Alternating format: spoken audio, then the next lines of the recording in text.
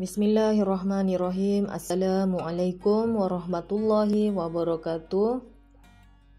Okay, pelajaran Sirah tahun 2 Ustazah akan sambung pelajaran 5. Kita belajar tajuk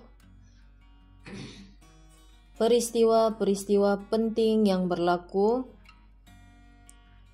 Okay, Ustazah terangkan 5.7.1 Saidina Umar bin Al-Khattab memeluk Islam.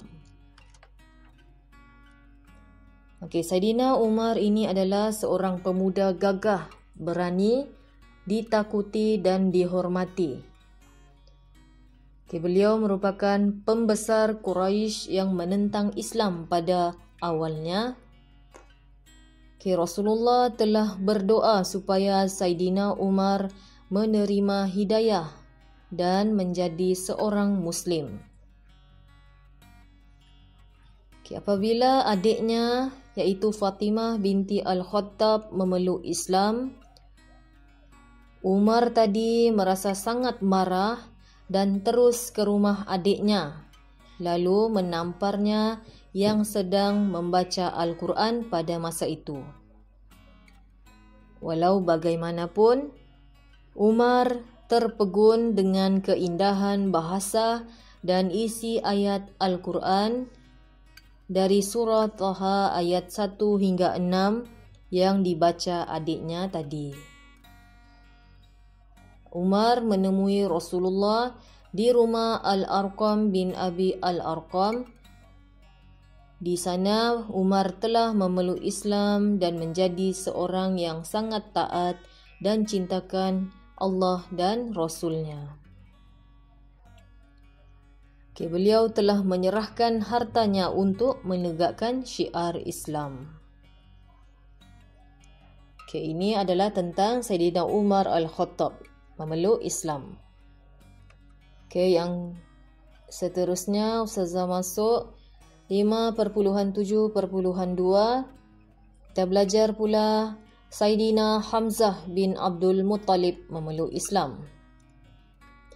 Siapa Saidina Hamzah ini?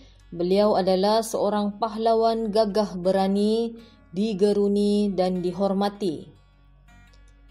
Beliau juga adalah bapa saudara Rasulullah sallallahu alaihi wasallam.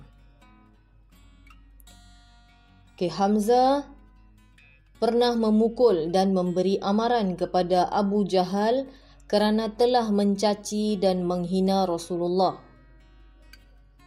Beliau telah mengumumkan memeluk Islam di hadapan pembesar Quraisy.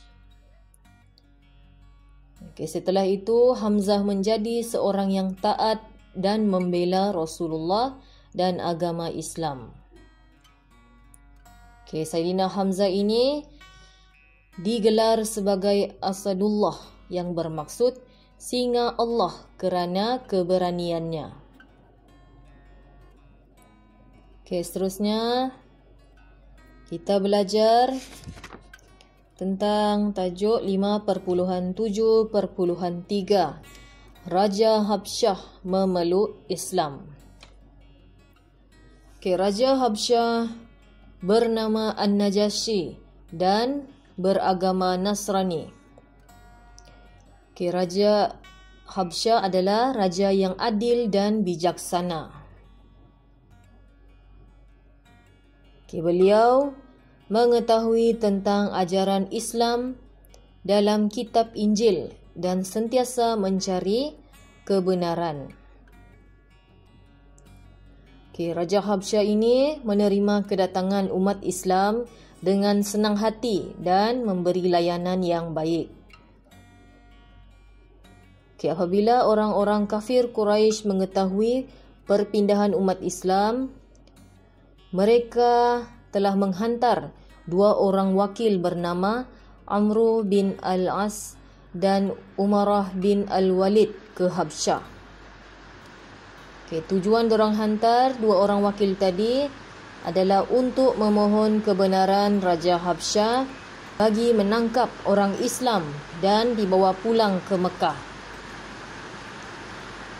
Raja Habsyah telah menolak permintaan tersebut setelah mendengar penjelasan dari Ja'far bin Abi Talib tentang ajaran Islam yang mana menyeru manusia beriman kepada Allah, menunaikan solat, menjalinkan persahabatan dan melakukan kebaikan.